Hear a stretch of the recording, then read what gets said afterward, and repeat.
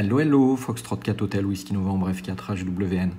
J'espère que vous allez bien et on se retrouve pour une petite vidéo à propos du projet RRF Remote que j'ai développé, mine de rien maintenant ça va faire 5 ans.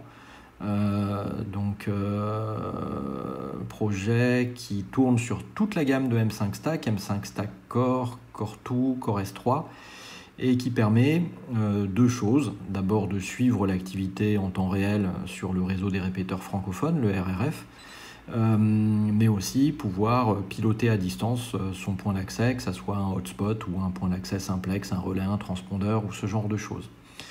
Donc ça vous donne accès à tout un tas d'informations, à tout un tas de statistiques. Ça tient dans la poche et on peut l'emporter partout avec soi, avec en plus une très bonne autonomie des M5 Stack. On a la possibilité du coup de suivre un petit peu le RRF et l'activité du réseau dans la journée, où que l'on soit, pour peu qu'on puisse raccorder ce petit boîtier M5 Stack, bien sûr à une connexion Wi-Fi, mais qui peut être éventuellement une connexion partagée via son smartphone. Voilà, alors j'ai procédé donc à une petite mise à jour cette nuit, d'abord qui m'a permis d'abord de mettre à niveau les librairies qui sont en couche basse, donc notamment la librairie M5 Unified et M5 MGX. Mais j'ai surtout corrigé un problème sur la gestion de la batterie. Alors j'avais fait quelques échanges autour de ce sujet, notamment avec Eric, F1NOU, et Jean-Cyril, 6 Italie Whisky, que je salue d'ailleurs au passage, et qui m'avait remonté le problème, enfin Eric notamment. Donc Eric utilise un Core 2 de mémoire, donc ce modèle-ci, et il me disait c'est bizarre, pourtant je l'ai rechargé et ma batterie visiblement m'affiche 0, donc comme si c'était vide, mais pourtant ça marche encore. Alors c'est un bug en fait que j'avais complètement laissé passer et qui vient de ce qu'on appelle donc la PMU, donc la Power Management Unit.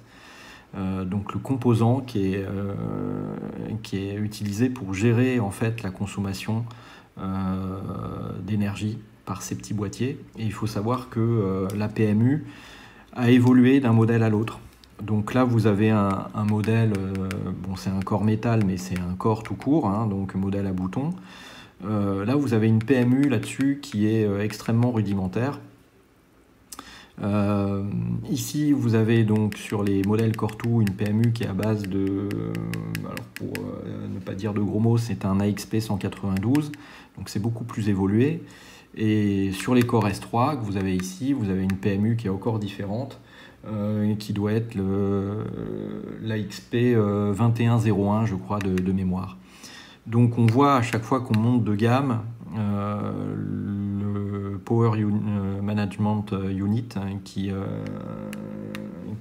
s'occupe donc de gérer tout ça, évolue et devient de plus en plus développé. Alors ce qu'il faut comprendre, et c'est pas un bug, quand vous êtes sur un modèle basique, un modèle à bouton, la PMU est tellement rudimentaire que l'état de la batterie va être simplifié à l'extrême. En gros, en niveau de batterie ici, vous n'aurez que 100%, 75%, 50%, 25% ou 0. Quand vous arrivez à 0, vous pouvez commencer à vous inquiéter, c'est que votre M5 Stack va bientôt s'éteindre. On ne peut pas avoir d'état intermédiaire. Par contre, sur le modèle Core 2 ou le modèle Core S3, donc à base d'AXP 192 ou d'AXP 2101, là vous pouvez avoir des états intermédiaires. Donc par exemple, là vous voyez que sur le Core 2, j'ai 82% de batterie, 83% de batterie, bon ça oscille entre 80, 82, 83, c'est normal, hein, il n'y a pas de souci là-dessus. Bon, sur le basique, vous voyez, je suis sur 75%, donc j'ai déjà globalement grillé 25% de la batterie, mais est-ce que je suis à 75 ou est-ce que je suis à 70? J'en sais rien. Je sais juste dire que voilà, j'ai grillé déjà un palier de batterie. Donc c'est beaucoup plus fin sur les Core 2.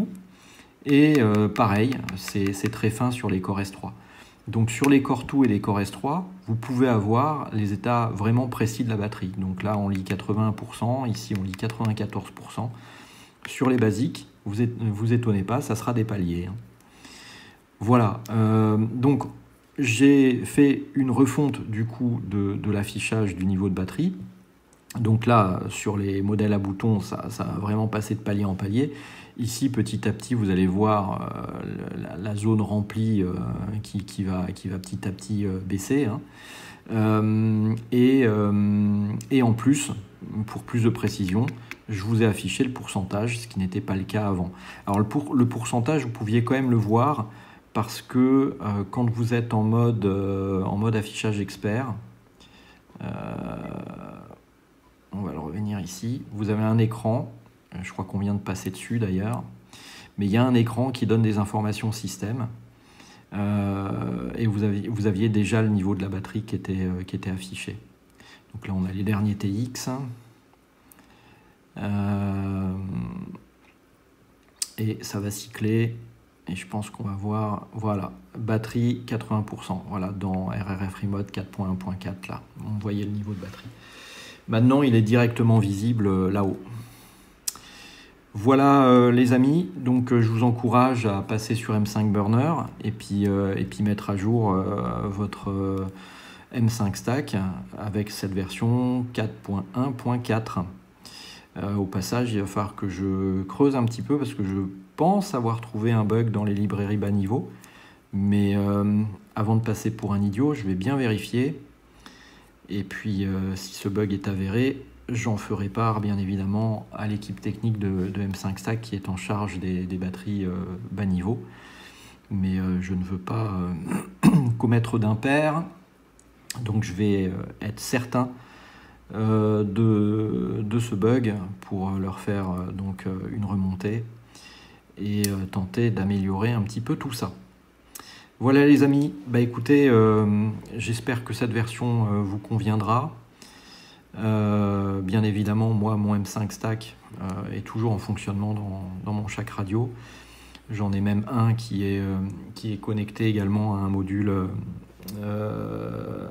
display 13.2, donc j'ai un écran plus grand qui ressort sur un petit écran HDMI.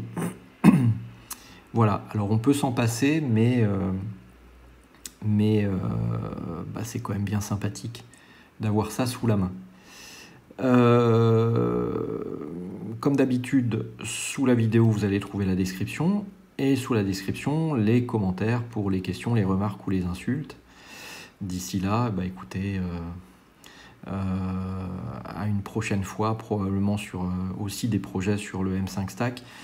J'attends de pouvoir commander un module qui s'appelle le module LLM, qui malheureusement est parti très très vite, mais je vais essayer d'en récupérer un. Et j'aurai peut-être des petites évolutions sympathiques à proposer dans les semaines ou les mois à venir. Voilà, allez, 73, 4HWN en QRT, ciao, bye bye.